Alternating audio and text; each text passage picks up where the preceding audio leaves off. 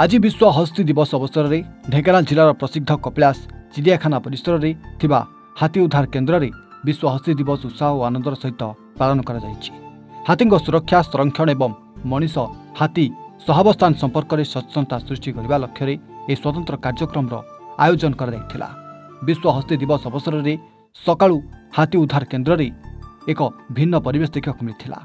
एठारे थिबा हाथी मानकु माहुंत माने अति आग्रह सहित गाधोई देथिले। पर हाथी मानकु विभिन्न रंगरे सुंदर भावे सजा जाइथिला। चांदुआ विभिन्न साजसज्जारे सज्जित हाथी मानकु वनांचल कार्यालय सम्मुख में आयोजित स्वतंत्र उत्सव कणा जाइथिला।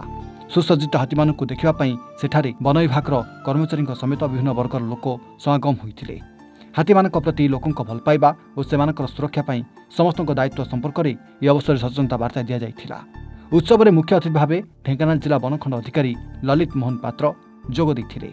से हाथी मानकु सुस्वादु फल खाइबाकु देई विश्व हस्ती दिवस महत्व संपर्क में मत व्यक्त करथिले।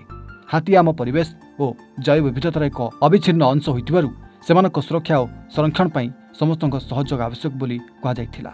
ए अवसर में हाथी मानक जत्न नेउथबा माहुंत मानक भूमिका को मध्य प्रशंसा कर जाइथिला। दिन राति हाथी मानक जत्न नेबा सहित सेमानकर सुरक्षा रे माहुंत और वन विभाग कर्मचारी गुरुत्वपूर्ण अवदान रही। कपिलास रे आयोजित ही विश्व हस्ती दिवस पालन माध्यम रे हाथी सुरक्षा सेमानकर प्रति मानविक आचरण एवं जंगल और वन्यजंतु संरक्षण नहीं एक सचेतनतार वार्ता दि जाइछि। उत्सव में वनखंड अधिकारी समेत वन विभाग विभिन्न कर्मचारी और विभिन्न वर्ग जनसाधारण उपस्थित रही ए दिवस को सफल करथिले। समस्त को हार्दिक अभिनंदन और शुभेच्छा जनाऊँ। मो Alok Nayak wild life biologist Kapilas zoological park. आज विश्व हस्ती दिवस रे पालन कर उद्देश्य है कि एबे धीरे धीरे ह्यूमन एक्टिविटीज जो एंथ्रोपोजेनिक एक्टिविटी जो हाथी मान बासस्थान धीरे धीरे क्षय होबार लगी। तेणु आज यही दिवस उपलक्षे यह गोटे वार्ता दि जाउछि कि तांकर वन को आम संरक्षण करवा।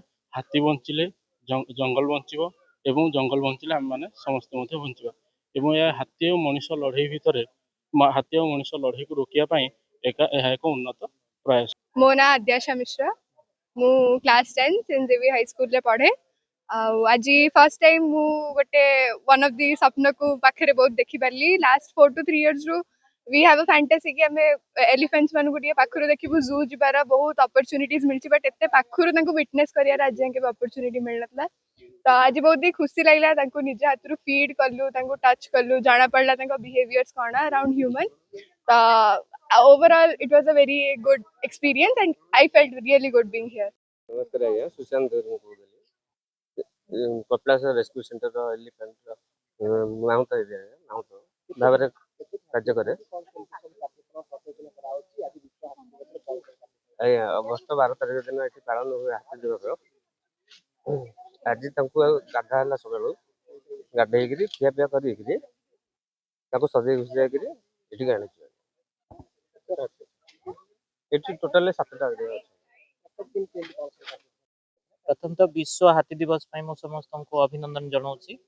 आपण मैंने जानी आम ढेंकानाल जिला और वनखंड सबुठु अधिका हाथी रुहंती।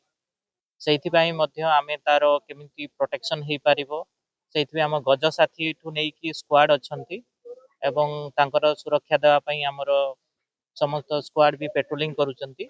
एवं मु एतिकी आज ये दिवस रे समस्त को निवेदन करी जे हाथी आमर एक ऐतिह्य प्राणी सबुठु लार्जेस्ट टेरेस्ट्रियल एनिमल मध्य अटे।